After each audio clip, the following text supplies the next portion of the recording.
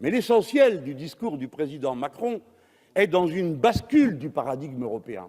Pour la première fois, un président de la République française définit la souveraineté de la France comme étant conditionnée par celle de l'Europe. Devant les ambassadeurs, il dit, pour la France, le lieu de notre souveraineté aujourd'hui, c'est l'Europe. Le lieu de notre souveraineté, c'est l'Europe. À la Sorbonne, il dit, l'Europe seule peut, en un mot, assurer une souveraineté réelle. Je vais droit à mon désaccord. Je suis en désaccord complet avec cette formule. Et je voudrais qu'on l'entende comme un moment de pensée philosophique, politique, parce que c'est sur ce terrain qu'on arrivera à avoir un débat. Qu'est-ce que la souveraineté? Elle est évoquée 18 fois dans le discours de la Sorbonne, mais elle n'est jamais définie. Qu'est-ce que la souveraineté?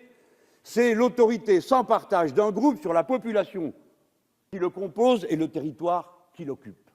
Et la légitimité de cette autorité sans partage, c'est la démocratie. C'est parce que la loi est votée par tous qu'elle s'applique à tous. Il n'y a donc de souveraineté que dans le peuple. Et il n'y a de communauté que la communauté légale constituée par le peuple constituant qui décide des lois qui s'appliquent à lui.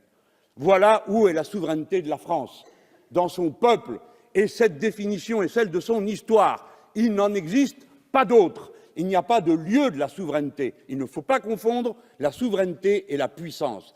Mais la puissance de la France est liée à la souveraineté de son peuple, pas à son commerce extérieur, pas à ses échanges commerciaux.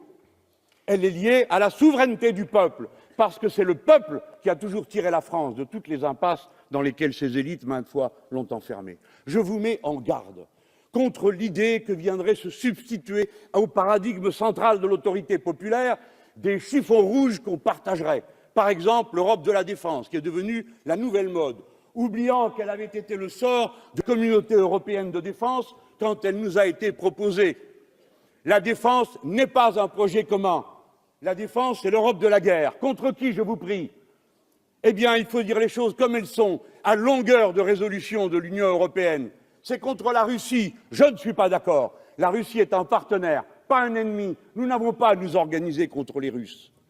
Par contre, nous devons nous souvenir que nous avons une stratégie de défense de la France qui repose sur la dissuasion nucléaire. On en pense ce qu'on veut, mais la dissuasion nucléaire est l'arme ultime des Français.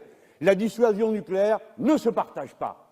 On ne met pas 29 doigts sur le bouton du nucléaire, c'est déjà assez grave qu'il y en ait un qui puisse le faire. On pense ce qu'on veut de cette stratégie, mais en attendant, c'est celle de la France. Elle n'est pas compatible avec l'existence des batteries antimissiles que l'OTAN a installées en Pologne et dans les pays périphériques de la Russie comme une menace, car cela signifie que l'Europe pourrait devenir un théâtre de bataille, ce à quoi nous, Français, nous nous sommes toujours refusés.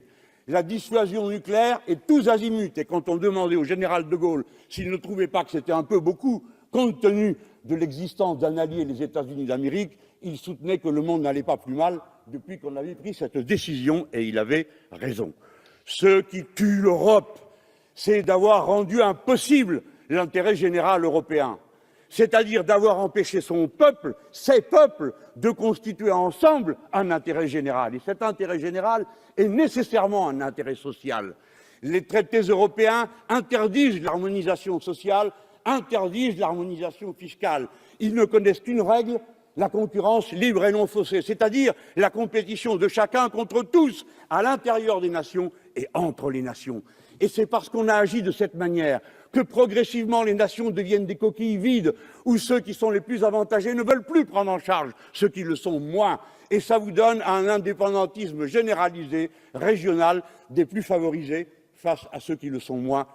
Et je voudrais vous montrer que le résultat est déjà sous vos yeux, sous nos yeux à tous. Les frontières, dont nous sommes tous attachés à l'idée qu'elles ne doivent pas bouger, car nous savons quand elles bougent les dangers que cela fait peser sur tout le continent. Les frontières n'ont cessé de bouger autour de nous. En Yougoslavie, 7 États à la place d'un, 400 000 déplacés.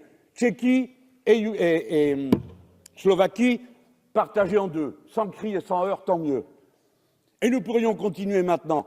La question du Brexit ressoulève la question des frontières entre l'Écosse et le Royaume-Uni, entre les deux Irlandes. Nous avons les Flamands en Belgique, qui récriminent contre l'appartenance au Royaume avec les Wallons. Nous avons la Catalogne sous nos yeux. Pourquoi tout cela est-il comme cela?